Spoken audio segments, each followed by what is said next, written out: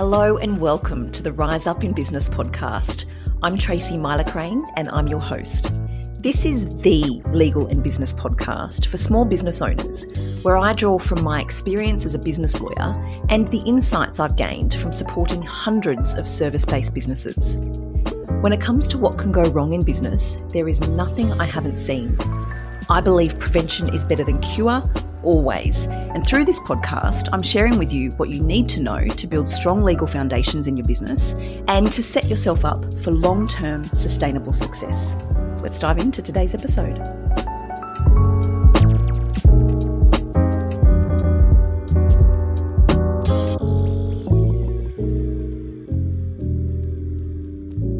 Conversations about AI and Chat GPT in business are not new. And those conversations are not going to stop anytime soon. There's no doubt AI is here to stay.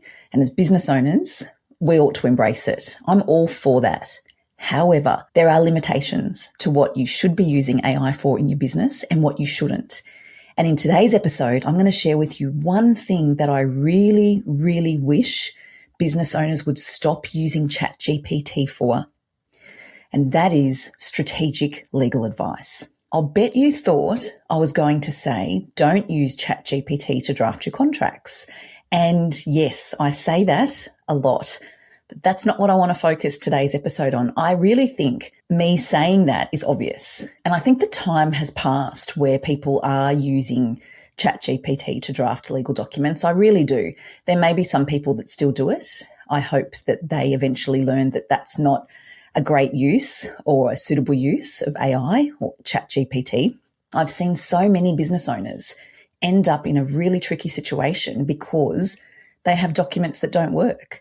That goes to the cornerstone of what I do in this business.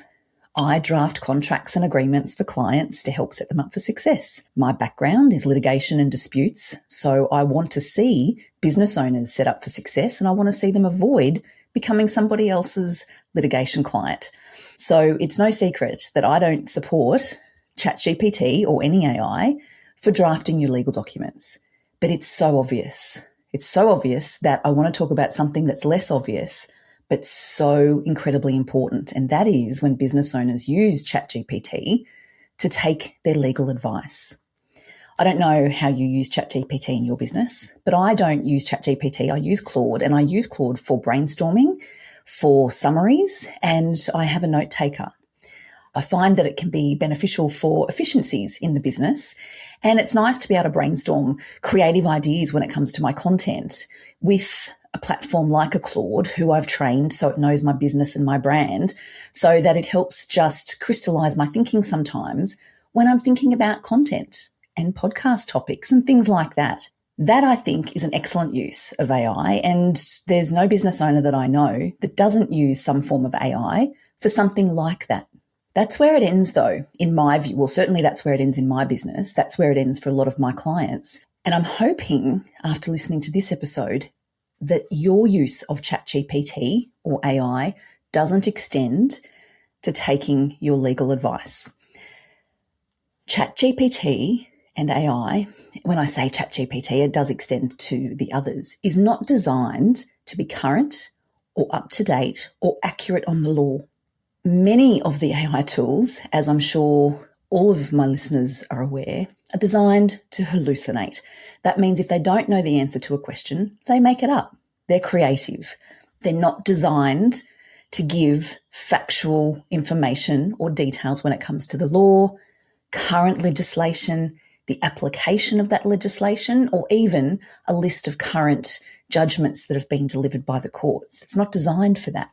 And further, the output we get is as good as the input that we give. We know this.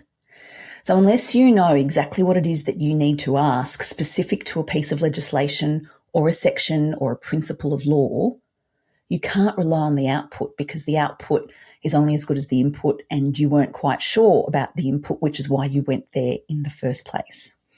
I'm going to share with you a recent Supreme Court of New South Wales court case where business owners found themselves in hot water because they'd used ChatGPT for their legal advice. I kid you not, it ended up in court. Before I do, though, I just want to give you a couple of examples of real life scenarios that I've seen business owners reach out to me to seek help because they've used AI for their legal advice and it got it wrong. And they were in a worse situation than what they were at the beginning. One is in relation to client agreements, creative business owner client agreement.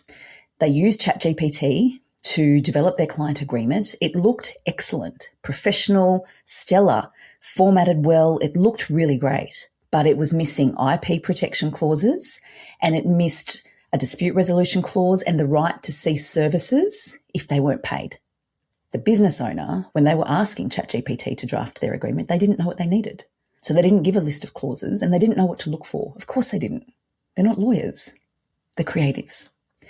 So they ended up in a situation with a client, fairly chunky contract to the tune of $60,000. There was a dispute over the deliverables and who owned the intellectual property. There was a dispute over unpaid invoices. And because there was no dispute resolution clause, there was no framework to guide the discussion. So the client just refused to pay about $28,000 worth of those invoices, and they were using the intellectual property in a way that the creative wasn't happy with. The creative stopped work but had no right to under the agreement because it didn't say you've got the right to stop work. Not everybody wants that right. Some people do, some people don't. It's individual, but this creative didn't have the right, which meant the client had to terminate and then go and engage somebody else and then sought to recover additional costs from the creative business owner because they said they were in breach of the contract because they didn't have the right to terminate in the first place. You can see how messy that was and how it was so much worse by the time it got to me because of the inadequacies of the agreement. If that agreement had have been drafted properly to suit the creative business right from the very beginning, all of that could have been avoided. That's what I'm about in my business. Prevention's better than cure. There is so much that I saw in the litigation era of my career that could have been avoided with the right advice and the right documents. I see these examples all the time, and that's one. The other live example I want to share with you from business owners that I've spoken to is in relation to contractors.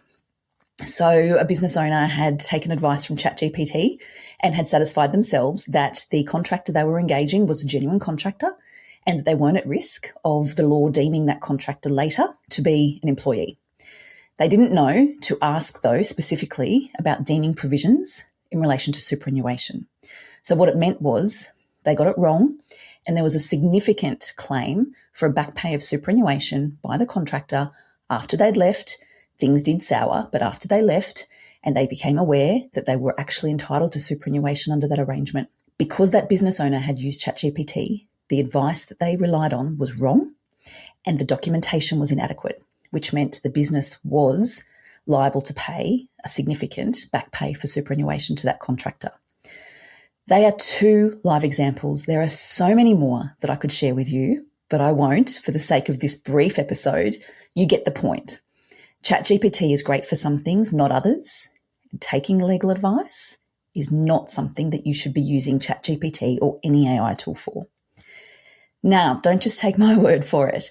Recently, this year, New South Wales Supreme Court handed down a decision ordering an administrator to be appointed to a company because two directors pushed out a third director. The two directors used ChatGPT for their strategic advice and they input questions and details around treating the director like an employee and the steps they needed to take to remove him.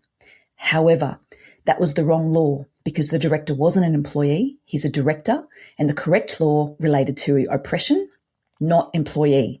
So the legislation that ChatGPT developed the framework for the strategy was wrong.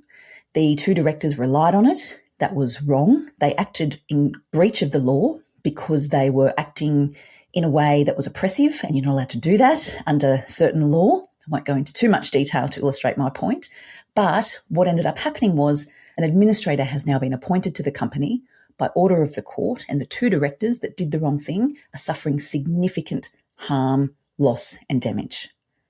That case, in case you want to look it up, it is called In the Matter of Landmar, Pty Ltd, number 2. So that's brackets number 2, and Landmar is Lanmar. It's a 2026 case in the New South Wales Supreme Court. That is a classic example of where we are headed when it comes to business owners or any individual or company using AI for legal advice and getting it wrong. because it's not designed to get it right. And in this particular case, the cost to the two directors is so significant because they made the judgment call to use ChatGPT to save on lawyers' fees. And now it's going to cost them significantly more than what the legal advice, competent, proper legal advice at the beginning would have cost. Similarly, with the client scenarios that I shared with you, it was about saving money. I'm going to save money and time and just use AI to develop these, so I don't need to engage a lawyer. But then the consequence was so significant that it cost them way more in the end than what it would have ever cost by getting these things done properly by a lawyer in the first place. There's documentation, but there's strategic advice. You need to know that the advice you're getting is correct. You can rely on it, therefore you have peace of mind. You don't get that from ChatGPT. You don't get that from any AI tool when it comes to the legal landscape. And you were never supposed to. It's not designed for that. So I wanted to demystify that today so that when you're thinking about the way you use AI and ChatGPT in your business, that you're really clear that my view is that yes, it has a place, but we need to be really discerning as business owners because that's our responsibility, and we need to apply it where appropriate. And the key, as you can see from the Supreme Court case that I've shared with you, is don't apply it and don't use it where it's not appropriate, because you can end up in hot water. The judge was very critical of the directors and the fact that they used ChatGPT, and she made a point to say ChatGPT is not legal advice. So there we go. I suspect we're going to see many, many, many more cases along a similar vein where businesses or individuals or entities end up in a situation which is untenable because they've done the wrong thing, because they relied on the advice they got from AI. Don't let that be you. I hope you have enjoyed this very short and sharp episode. It's really topical, and I suspect I'll be talking about this a lot more on socials and here on the podcast. If you know a business owner that you think would benefit from this insight as well, please, I'd be so grateful if you would share the episode, because that's how we get the podcast into the ears of even more business owners. As always, thank you so much for joining me. I'll catch you next time.